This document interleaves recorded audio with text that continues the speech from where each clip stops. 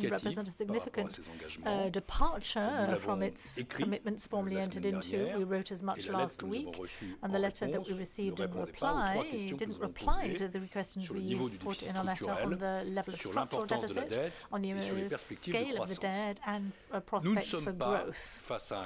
Now, we're not dealing with a borderline case. We're talking about a sort of a deviation or departure which is clear, precise, and acknowledged, if not actually claimed.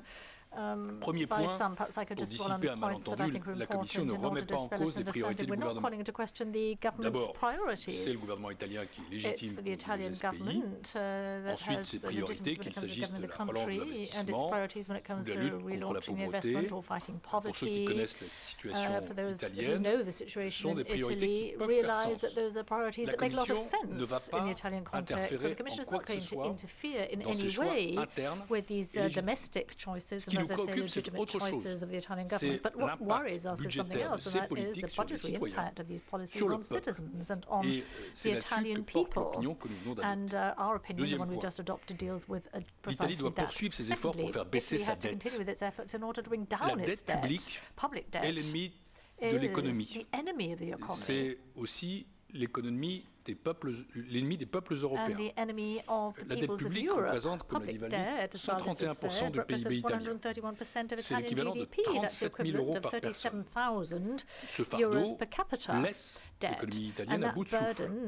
En 2017, les intérêts de la dette, ce qu'il s'agit de rembourser, représentaient 65 milliards d'euros.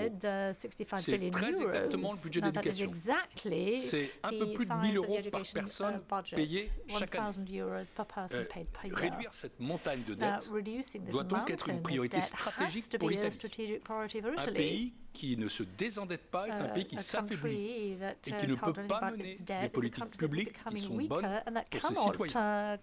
Et nous pensons que le projet de budget italien, notamment compte tenu de l'augmentation du déficit structurel, ne va pas réduire la dette. Troisième point, l'Italie, et là aussi, je veux le dire, bien entendu, a toujours bénéficié du soutien de la Commission, de cette Commission, ces dernières années. Entre 2015 et 2018, la Commission a accordé environ 30 milliards d'euros de flexibilité à l'Italie.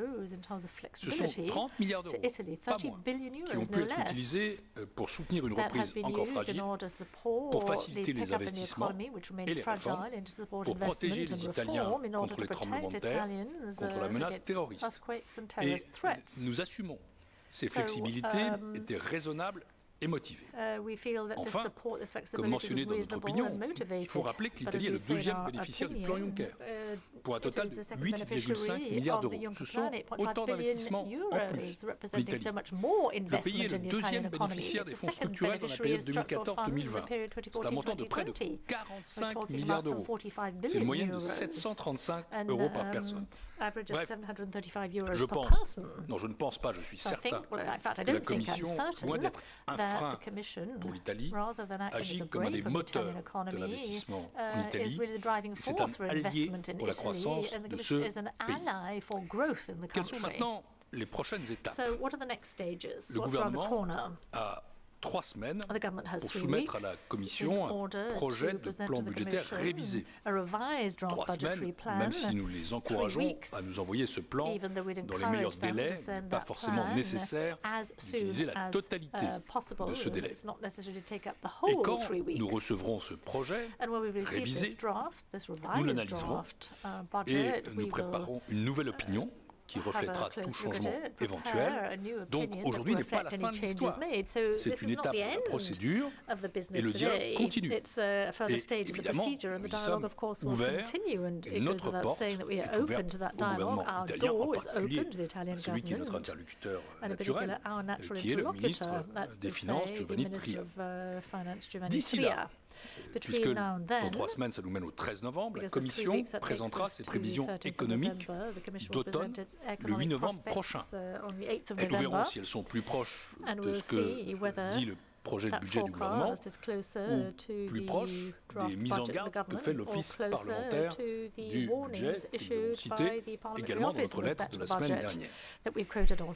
Je veux dire très clairement que l'adoption de cette opinion ne signifie pas que nos portes se ferment. Bien au contraire. Mon mot d'ordre reste le même que celui que j'ai porté à Rome. Nous souhaitons vivement poursuivre notre dialogue constructif avec les autorités italiennes et je salue d'ailleurs l'engagement pris par le ministre des Finances en ce sens. Une dernière réflexion pour conclure. Giovanni Tria, précisément, a souligné dans sa lettre, et c'est un point que nous avons apprécié, que la Commission apprécie, que il posto dell'Italia è in Europa e nell'area euro. La place de l'Italie est en Europe et dans la zone euro, je traduis par respect pour ceux qui jugeraient mon accent. Je suis totalement d'accord avec le ministre des Finances et j'ai pu constater au cours de ma visite à Rome la semaine dernière que tous les interlocuteurs que j'ai rencontrés dans les milieux administratifs, politiques, mais aussi économiques, souhaitaient que l'Italie reste fermement au cœur de l'Europe. Et comme le ministre des Finances, Giovanni Tria, je souhaite que nos désaccords budgétaires soient discutés dans le cadre européen. Il est essentiel de respecter ce cadre. C'est un message politique qui est fort, que je crois positif, pour la Commission européenne comme les ministres européens des Finances. Maintenant, il nous appartient d'avancer dans cet esprit au cours des prochaines semaines. Aujourd'hui marque une étape importante. En effet, c'est un précédent. Ça n'était jamais arrivé jusqu'à présent. C'est un moment fort et grave, d'ailleurs, pour nous, mais ce n'est pas la fin du dialogue, c'est le début d'une autre phase de ce dialogue pour que, finalement, nous soyons capables de réduire la dette publique de l'Italie dans l'intérêt du peuple italien. Merci beaucoup. Thank you very much. Merci Margaritis. Marco Bresolin, La Stampa. J'ai une question pour La Stampa. I have a question for either Vice President or Commissioner. You say that Minister Tria will remain your interlocutor now. If I correctly recall, at the first Eurogroup in June in Luxembourg, he said that Italy was committed to comply with the rules or abide by the rules. I think he said that very clearly at that Eurogroup meeting, and if I'm not mistaken, I think he repeated those comments in September during the Eurogroup meeting in Vienna. Now, yesterday you received a letter where the Italian minister says that Italy does not want to abide by the rules. Comment jugez-vous ce changement et ça, c'est une raison pour continuer à avoir confiance and do you believe that you can continue to have confidence in the Italian minister and the government he represents? Je pense que il ne s'agit pas d'avoir un jugement subjectif sur telle ou telle personnalité. Il s'agit à un moment donné, c'est ce que fait la Commission, d'apprécier des actes. Et ces actes sont traduits à la fois dans l'avant-projet de budget, dans la confirmation qui nous a été adressée hier. C'est la raison pour laquelle nous formons cette opinion aujourd'hui. Pour le reste, oui, nous considérons que M. Tria est toujours un interlocuteur crédible, légitime, et nous espérons qu'il saura convaincre aussi au sein du gouvernement italien de la nécessité de poursuivre ce dialogue avec la Commission pour faire en sorte que les priorités du gouvernement italien, que nous ne discutons pas, soient compatibles avec les règles communes auxquelles tout le monde s'est engagé. Rules that everybody has agreed to abide by, including Italy. David Carretta, Radio Radicale. Deux questions, si je peux. I have two questions, if I may. La première en termes, two questions, if I may. The first one on numbers. What is the structural deficit that Italy should do if the government wants to respect the rules, at least in a broadly sense, in a broadly compliance of the Stability and Growth Pact, so to, let's say, have an agreement and on that issue. And what is the risk? Because if I understand well, Vice President Dombrovskis, you have said that Italy could risk a deficit procedure for the debt rule. When and what will be the consequence for Italy in terms of, for example, structural adjustment or other issues like sanction and so on? Thank you. Okay, on the first question, we know the Council recommendation directed to Italy concerning 2019 budget, and it foresees a structural adjustment of 0.6% of GDP. What we currently have, according to Italy's government own assessments, is structural deterioration somewhere in a range 0.8–0.9% of GDP. So actually we are 1.5% of GDP off the target. This is indeed very major, very substantial deviation. You know the rules. To be broadly compliant, you need to deviate not more than 0.5% of GDP, either in one given year or in 2 years combined. So that's where we stand in terms of structural effort. So indeed, it's very substantially off with current draft budgetary plan. Then, as regards excessive deficit procedure related to debt, today we didn't took concrete decisions related to this, but what we are doing, we are just flagging the issue that previous Article 126.3 reports concluded not to open excessive deficit procedure related to debt based on the fact that Italy was broadly compliant with the preventive arm of the Stability and Growth Pact. And currently this doesn't seem to be the case anymore. So we may have to reassess also this conclusion on exact dates. This is something which then needs to be followed up. But in any case, as regards the expected fiscal effort in case excessive deficit procedure related to debt is decided, this is something which then needs to be prepared and proposed by the Commission. We are not there yet. If I can add just one word to say that let's move step by step. Today we are asking for a resubmission, and let's give the dialogue a chance. That's certainly the spirit of this Commission. We have today a very firm and clear decision, but our door is open, of course. Okay, let's have a non-Italian question first from Jurek, then Mr. Kaitsi. Jurek Kuszewicz, pour le soir, bonjour, merci. Margaritis. Question peut-être perhaps more specifically to Mr. Moscovici. Vous êtes socialiste, you're a socialist, a social democrat. Vous comprenez, vous connaissez, enfin, Monsieur Dombrovskis se comprend aussi, mais Mr. Dombrovskis will understand the issue as well, but I put my question to you. Do you understand the motivation behind the public deficit policies with a view to reviving the economy? And we know the rules, everything you've explained, but I just wonder whether you might have a piece of advice to give to the Italian government when it comes to,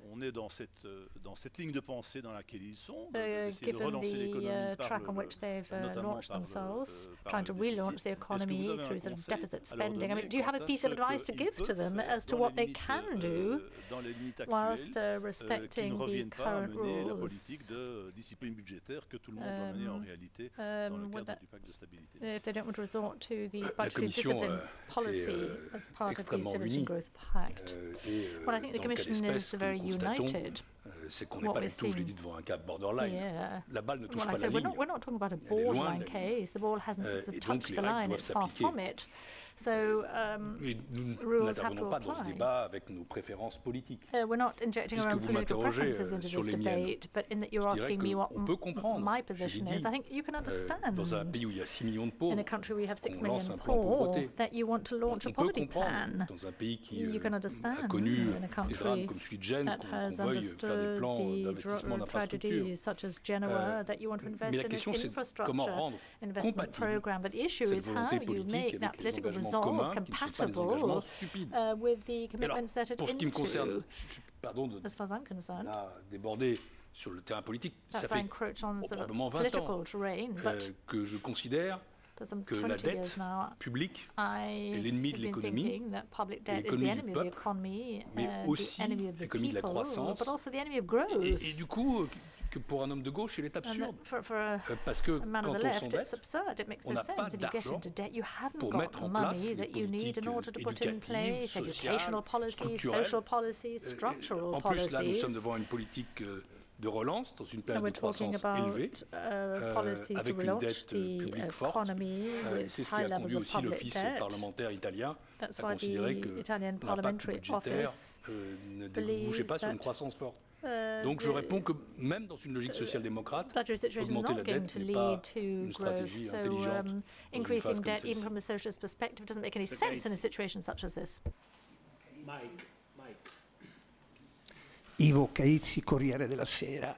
I would like to know if the fact that the majority of the commissioner belongs to the traditional political families, while the Italian government is a populist, considered a populist one, is playing a role in the way the Commission is running this action that seems much more aggressive comparing when Germany didn't respect the 3% deficit limit, or for the 9 or 10 years that France didn't respect the 3% deficit limit. And the specific question for Mr. Moscovici, that is sort of a follow-up to what Michael say. I quote you when you were Minister of Finance, and you didn't respect the 3% deficit limit.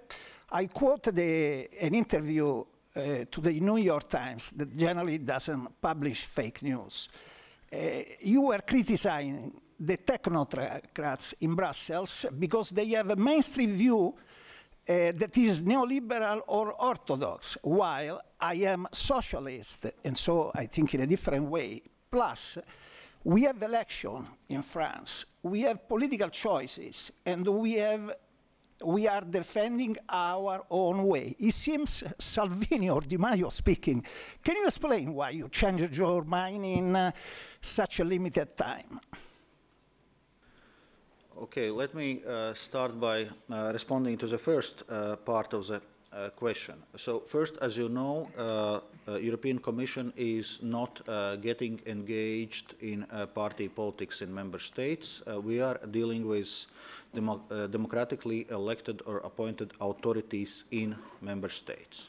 So our decisions are based on facts and on the draft budgetary plan submitted by Italy, and as it has been explained both by myself and Pierre, this plan is deviating very substantially from Italy's commitments under the Stability and Growth Pact, and it's not a borderline case, nowhere near borderline case as it was probably with previous draft budgetary plans.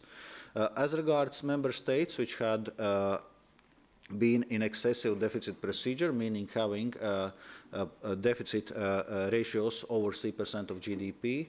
We have been working intensively with all those member states, and all member states have now corrected their excessive deficit procedures. Now, actually, the last member state to exit excessive deficit procedure is Spain. So this includes France, it includes all more than 20 countries which are actually during the crisis in excessive deficit procedure. But this is you know, oversimplification to say that it's either below or above 3%.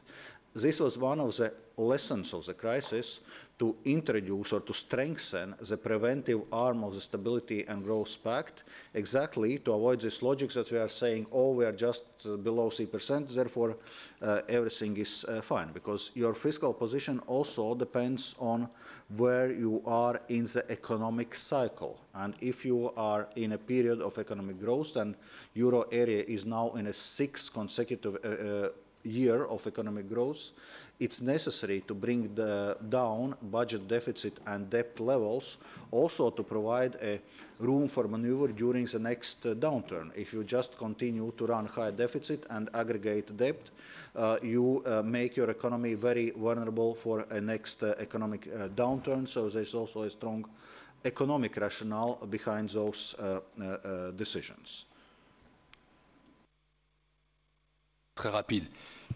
Le fait que ce gouvernement soit un gouvernement que vous appelez populiste a peut-être un effet paradoxal. Ce n'est pas que la Commission soit plus sévère, c'est que la Commission est encore plus attentive au dialogue et à la conviction. Nous avons dépensé tous les deux beaucoup d'efforts pour échanger continuellement avec le ministère que nous avions rencontré tous les deux 5 ou 6 fois. Contact exchange with et je suis allé à Rome pendant 2 jours pour poursuivre un dialogue extrêmement intensif sur place. Et donc, le dialogue constructif, plus que jamais, est notre mot d'ordre. Pour le reste, j'ai frémi, je me suis demandé d'où sortait cette interview, puis j'ai compris qu'il s'agissait probablement de propos de campagne électorale en 2012. Je me souviens du ministre des Finances de la France. Alors, je voudrais faire 2 remarques. La première, ce n'est pas un sort qu'il faut souhaiter à l'Italie. C'est que la France a vécu pendant 10 ans but for 10 years we were under an excessive deficit procedure in France, in a period that was one of crisis, sluggish growth. Second thing, when I became finance minister, I mean, it does happen. J'ai été le ministre des Finances qui a réduit le plus les déficits tant nominaux que structurels au cours des 15 dernières années, entre 2012 et 2014. Parce que j'étais convaincu, précisément, que la dette publique est l'ennemi de l'économie et l'économie du peuple. Thank you all. This concludes our press conference. President Tajani is about to enter the room. Thank you.